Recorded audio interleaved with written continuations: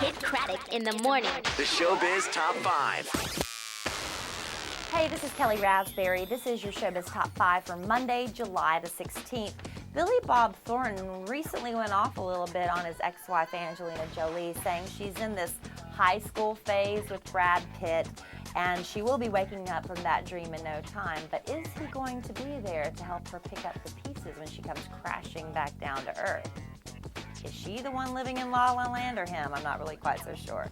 Now, Chris Martin and Will Champion of Coldplay were doing a radio interview with BBC Radio 4 last week, and Chris, I guess, was just in a grumpy mood, didn't want to be there in the first place. The interviewer asked him something about his lyrical obsession with death, and for whatever reason that rubbed Chris the wrong way. He said, "You're twisting me into saying something that I really don't mean."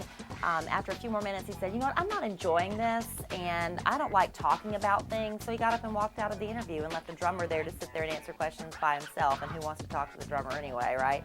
So somebody out in the hallway must have had a few words with Chris, because he did come back in to finish the interview, but only mumbled out a few yeses and nos before it was over.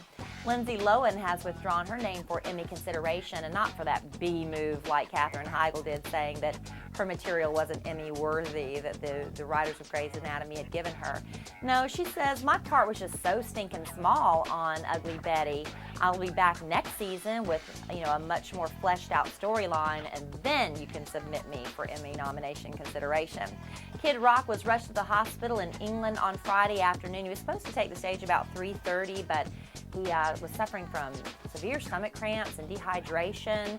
Taken to the hospital, where he said to be doing much better.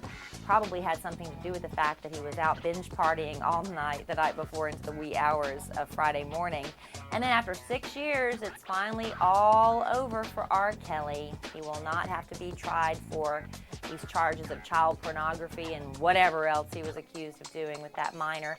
The jury says, after 2 weeks of deliberation, or 2 weeks of testimony and 7.5 hours of deliberation, they are all fully convinced that was R. Kelly in that video. But the victim, the alleged victim, who is 23 years old now, supposedly 13 at the time, would not testify, refused to cooperate, so they said they had nothing to go on to prosecute him. So he is walking away scot-free. That's your Showbiz Top 5 for Monday.